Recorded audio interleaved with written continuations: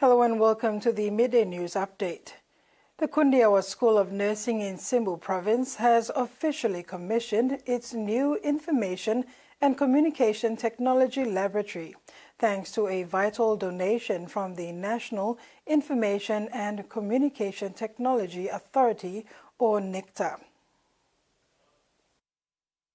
The lab was commissioned recently at the school campus in Reana, with NICTA donating 20 desktop computers and completing full installation of Wi-Fi and Internet services. This thing was funded under our ICT program, it's called UAS, Universal Access Services. We go to the places where the major ICT players are not considered in terms of monetary support. So we are, at this time, we are going more to the education systems for the country, but we're happy that Simbu Province is the first now with this new tech that they have this ICT services. School Principal Ali Moon said the ICT lab is a crucial step in advancing the newly established school, ensuring it meets the Department of Higher Education's requirements for tertiary institutions to be digitally connected. Program for us it's very important because this program is part of the ICT Department of Higher Education, Research, Science and Technology policy to digitalize the higher institutions. It's a rollout policy for the department, and we would like to really appreciate what the NICTA company can be able to partner with us to roll out this, and that would be really helpful for my staff and students as well. It's good for the students, it's good for the province, and good for the policy for the higher education, research, science and technology. He added that in today's digital world, students need access to modern tools for learning. He thanked NICTA for the costly yet essential investment in the school's future. The commissioning of the ICT lab marks a milestone for Simbu's education sector, making Kundiawa School of Nursing a model for digital integration in rural health education. In a proud moment for Aortic village, located 40 minutes by dinghy along the Fly River from the Kionga town, 4 newly constructed 3-bedroom homes were officially opened before a crowd of more than 300 villagers from Aortic and neighboring Moyan village. The homes, funded entirely through the Aortic Village Development Funds and the Octedi Development Foundation, mark a significant milestone in the village's journey towards sustainable community development. The 700,000 Kina project was delivered under a compensation agreement between the Aortic community and OTML. The housing project follows the recent success of another major initiative in Aortic, a water catchment facility that now supplies 45,000 litres of clean water daily. 5 9,000-litre tanks installed by OTDF contractors use gravity-fed flow to deliver water through 20 taps across the village. A team from Malaria Province were taken on an official tour of the Australian defence vessel Reliant. Officers from both the public and private sector, were invited by the Australian Consulate General in Lae to see and hear firsthand what the auxiliary vessel does in terms of humanitarian and disaster response in the Pacific. The Australian Consulate General in Malaria Province invited some of its partners aboard the Australian Defence Vessel, or ADV Reliant, yesterday to learn about the vessel's capabilities when it comes to assisting in disasters or humanitarian response efforts in the region. Representatives from the Royal PNG Constabulary, PNG Fire Service, Malaria Provincial Health Authority, the Provincial Disaster Office and church partners were welcomed on board by Navy Liaison Officer Lieutenant Commander Paul Newton. Lieutenant Commander Newton explained that ADV Reliant is not commissioned, hence it is not part of the Navy's active fleet. Instead, ADV Reliant is the Australian government's primary maritime humanitarian and disaster response capability. Tasked by the Australian government purely to provide support to Southwest Pacific nations. So the ship is assigned for 300 days a year to support Southwest Pacific taskings. The other 60 days will be spent doing maintenance. Okay? So it's a very high priority for the Australian government to provide a persistent presence out here, and importantly, the work that the ship does should be driven from our Pacific Island partners. Okay? So you work very closely with Sir from the post, and then as the requests go up and filter down, hopefully when we come out we provide direct support to what Pacific Island nations need as opposed to what we might think you might need. Okay, there's just a slight difference there.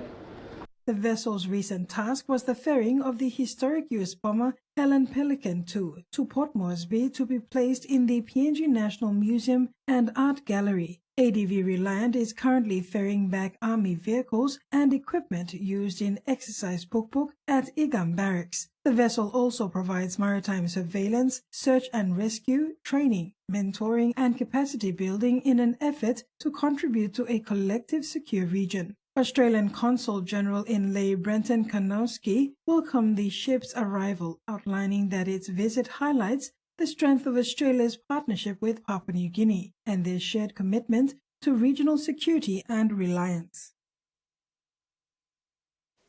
With the arrival of the first of Air Niugini's new Airbus A220 fleet in September 2025, the National Airports Corporation, who operates and manages PNG's 22 national airports, advises that 5 out of its 13 designated jet airports are currently capable of supporting the regular unrestricted operations of the new A220 and the B737 aircraft.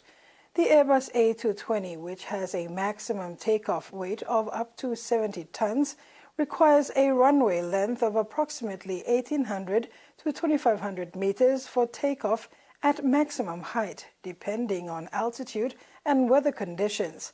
Airports that can accommodate the A220 when it commences operations are the ones which have asphalt concrete surfaces, and they are Port Moresby, Natsab, Kavieng, Momot and Gurney. Papua New Guinea's iconic Reana bird of paradise has become the 17,000th species captured in the National Geographic's Global Photo Arc project, placing PNG and its wildlife in the international spotlight. The Port Moresby Nature Park has marked a monumental conservation milestone with the Reana bird of paradise, Papua New Guinea's national symbol, officially becoming the 17,000th animal species photographed by acclaimed National Geographic explorer and Photo Arc founder Joel Sartore. The announcement is being shared globally across National Geographic's platforms, reaching over 500 million people and casting a global light on PNG's rich but vulnerable ecosystems. Sartore visited Port Moresby Nature Park in April this year to document rare and exotic animals as part of his mission to photograph 25,000 species in human care. His Photo Arc campaign uses breathtaking imagery to inspire action on biodiversity and environmental protection. Joel Sartore, in an interview, said birds of paradise are living works of art, and they deserve our protection just as much as any painting in a museum. Port Moresby Nature Park CEO John Paul Houston says the timing couldn't be more special, aligning with the nation's 50th year of independence. The milestone also adds a deeper layer of pride for Papua New Guineans, with the Nature Park planning to exhibit the photographs later this year to inspire locals and visitors alike. The visit highlighted not only PNG's incredible biodiversity, but the urgent need to protect its natural heritage, especially as habitats come under increasing pressure from human and environmental threats. A malaria treatment designed for babies and very young children has been approved for use for the first time and is expected to be rolled out in African countries within weeks. The treatment has been touted as an advance against the deadly disease that kills hundreds of thousands of people each year, nearly all in Africa. Martin Fitchett is the CEO of Medicines for Malaria Venture, one of the organizations involved in developing the drug. The first regulatory approval and now the ability to roll out the first malaria treatment specifically studied and designed for the youngest and most vulnerable children at risk of malaria. What obstacles had to be overcome to develop this drug? Well, it's incredibly difficult to develop drugs in the very youngest and the very most vulnerable children. So we must remember that malaria is still a deadly disease. Around 30 million children are born each year into areas at risk of malaria, and over 600,000 people who die annually from malaria, around 3/4 are children under 5. Of those children under 5, most age groups have been studied, but there's been a very most vulnerable age group, which is those under 6 months old, the newborns and young infants, that had yet to be studied. And this program and this regulatory approval fills that critical treatment gap. The reason it's taken so long is because these are very, very difficult studies to do. They're very difficult patients to treat. They need a global collaborative partnership that includes the communities, the doctors, and also our global pharmaceutical partner, Novartis, working together to get everything right, to engage for patients and to execute the studies. The Queensland man's aorta, the biggest blood vessel in the body, had ballooned to about 4 times the usual size, leaving it in danger of rupturing. But doctors used a life-sized 3D printed model to save his life.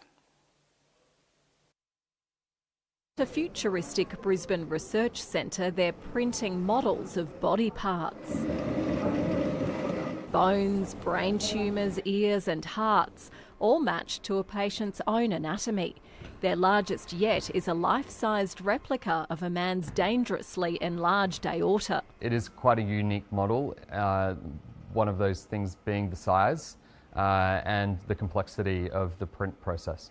The goal is to make operations safer by giving surgeons deeper insight before they put scalpel to skin. It gives a much better anatomical understanding than looking at a CT or MRI, which are only 2D. The aorta is the main artery coming from the heart, extending down the body, supplying blood to a person's brain, organs and limbs. In this case, the Queensland man's aorta had ballooned to about 4 times the normal size. It was a ticking time bomb. The risk is if you leave it, it can rupture, and given that that's got all your perfusion and blood supply for your body, most patients would die. A team of vascular and cardiothoracic surgeons was assembled to replace much of the man's aorta with a prosthesis. In a 9-hour operation, the specialists painstakingly connected the graft to blood vessels. Microplumbing, yeah, fancy plumbing. It's high-risk surgery. During the procedure, patients have to be cooled down so they can be put under circulatory arrest. That means blood flow throughout their body is halted for around 20 minutes. So they can wake up with a stroke, or they might not wake up. The patient's operation last month was a success. He's done well so far. Thanks to both skillful medics and innovative technology. A Queensland family is squeezing 4 generations into their home as the housing crisis worsens.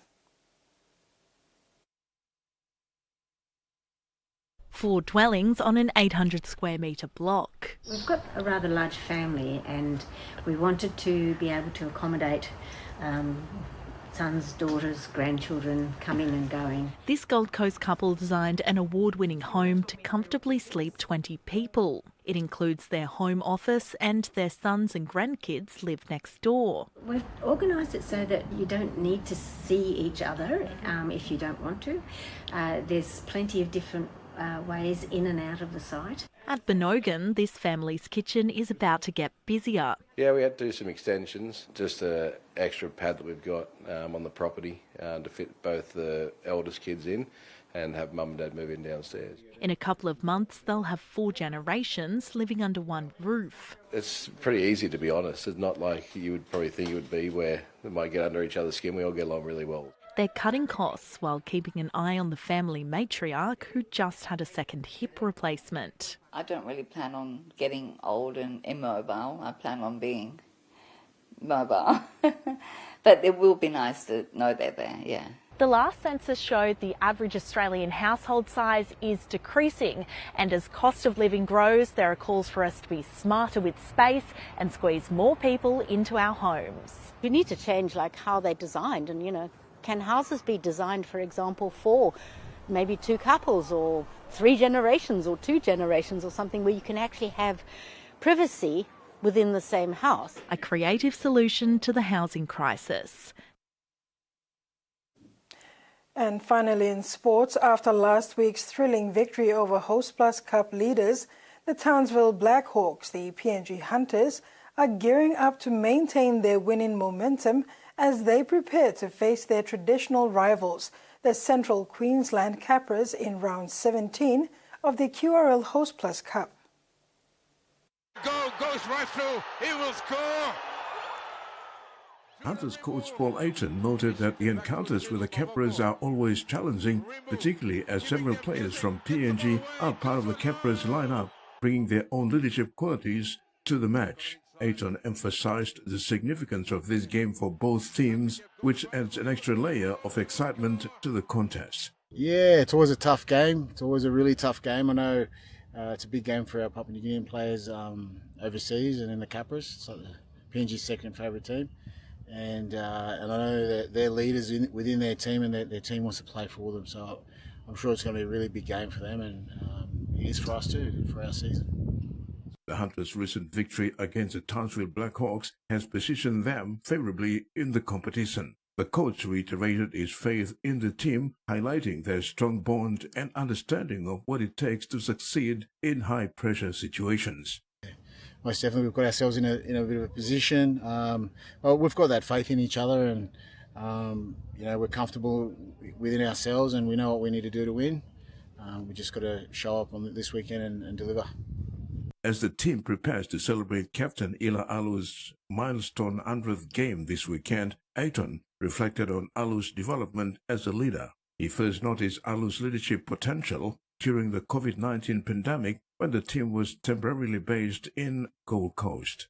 It's a privilege for me to see him, how he's grown. He always had those characteristics within him as a born leader, and I've just seen him flourish and just grow into the leader he is. And he's, I think it means a lot for him, but it means a lot for us and myself as well. He's good to have within the squad, and he's someone that I've depended on. He's part of that leadership group, and he leads that as well. So, for me to have him, I'm lucky. I'm lucky to have a leader like him. With only 5 rounds left before the finals, Ayton stressed the critical importance of this upcoming block in the competition, starting with game against the Capras on Saturday. The Hunters will host the Ipswich Jets next week before entering a bye in round 20, making the upcoming matches pivotal for their finals aspirations. Terry Longwood, TVWAN Sports. And that's been the news update for today. Do join us at 6 p.m. for the main bulletin.